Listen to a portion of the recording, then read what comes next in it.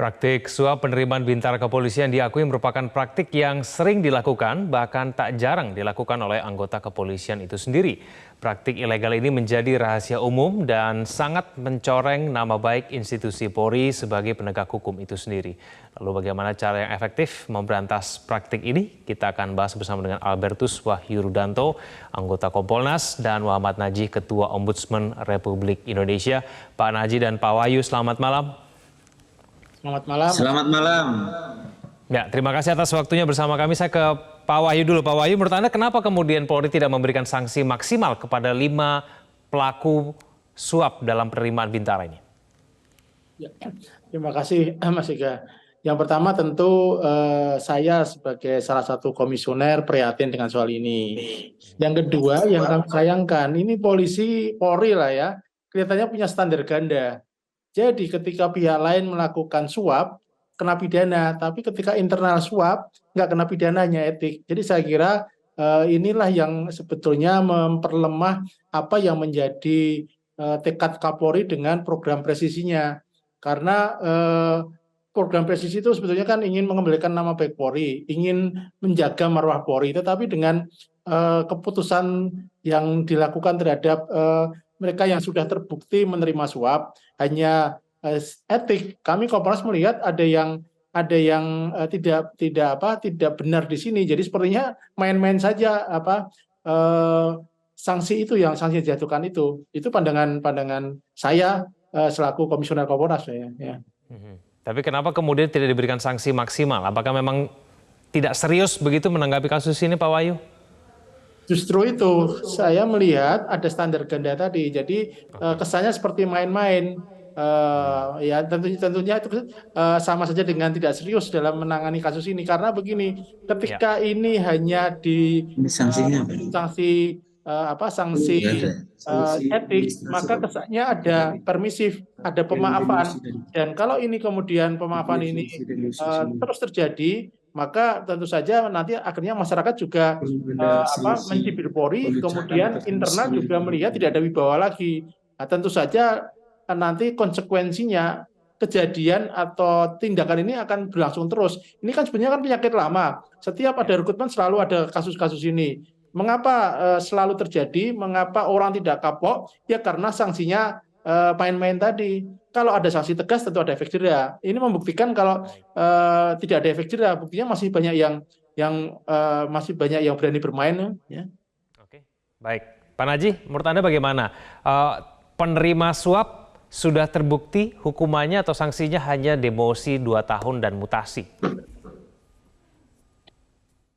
Iya, sebenarnya saya sepakat dengan Pak Wahyu tadi bahwa persoalan bagaimana menciptakan efek jera ya, yang itu kemudian berdampak kepada tidak terulangnya peristiwa-peristiwa yang sudah lama terjadi.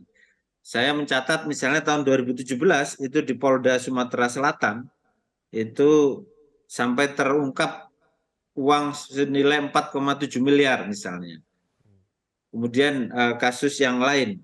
Jadi pengulangan ini menggambarkan bahwa pertama institusi kepolisian sendiri lebih mendahulukan melindungi, menurut saya, melindungi korp kepolisian ya, karena sesama jiwa korsa ini kemudian karena sesama polisi ya cukup diberi sanksi administrasi, sehingga benar apa yang disampaikan oleh dari Kompolnas tadi Pak Wahyu, bahwa polisi sendiri menggunakan standar ganda gitu.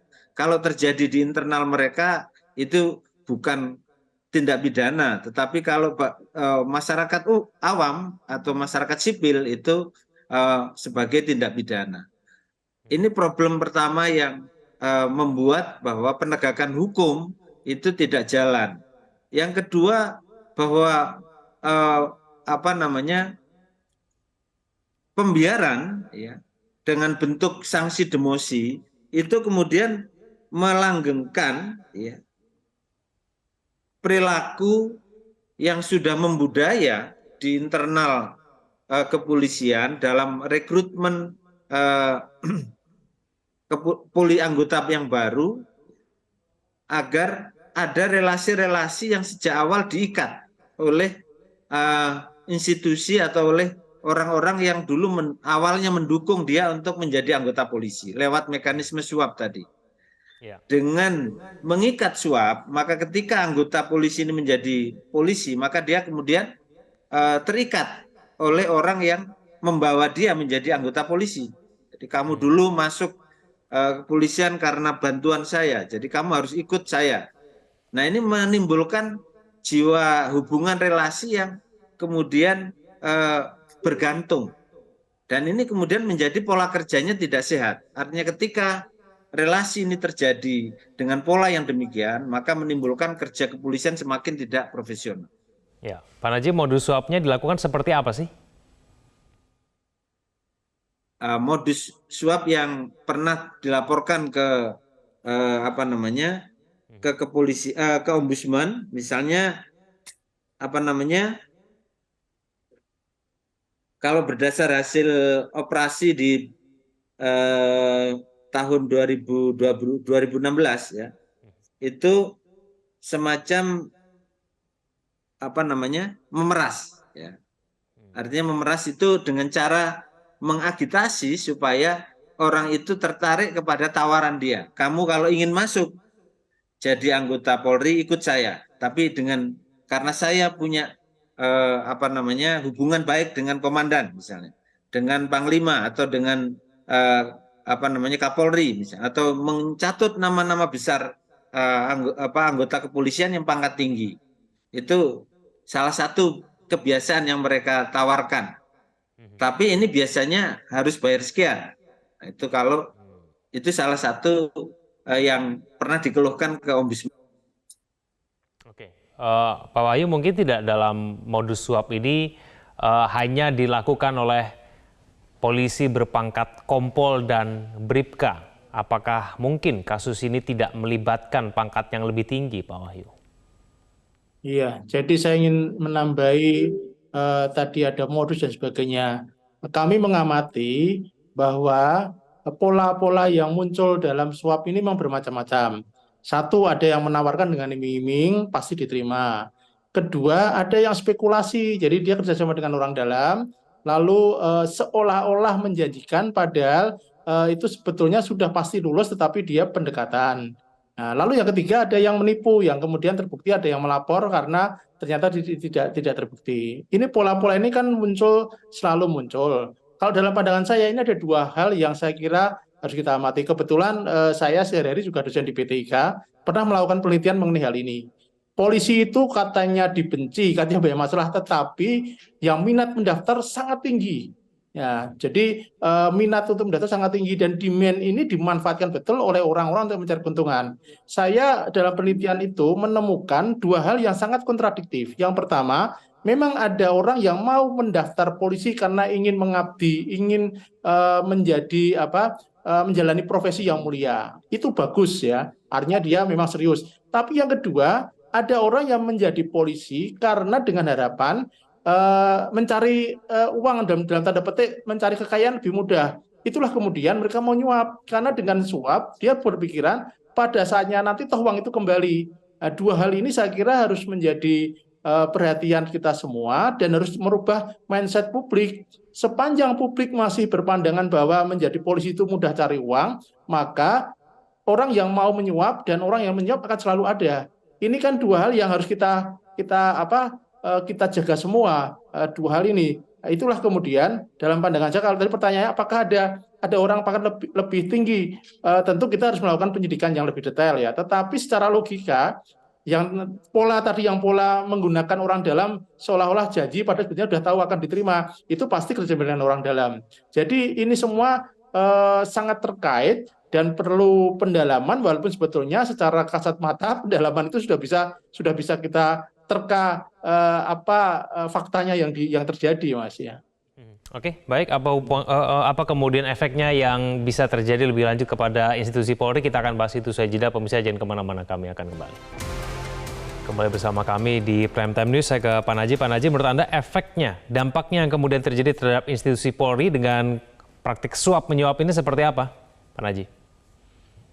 Pertama yang menjadi dampak adalah aspek trust ya, kepercayaan masyarakat kepada kepolisian itu kemudian menurun ya. Artinya bahwa kepolisian sebagai lembaga yang diharapkan memberikan perlindungan, menjaga ketertiban keamanan itu menjadi trustnya menurun. Seperti dalam beberapa kasus yang kemarin terjadi, misalnya itu menggambarkan kemudian hasil survei juga menunjukkan kepercayaan polisi dari 65% menjadi 54%, dari 71% tahun 2022, kemudian ketika bulan Agustus menjadi 54% misalnya. Itu salah satu contoh aspek menurunnya kepercayaan masyarakat kepada kepolisian. Yang kedua adalah aspek kerja polisi yang kemudian tidak profesional gitu.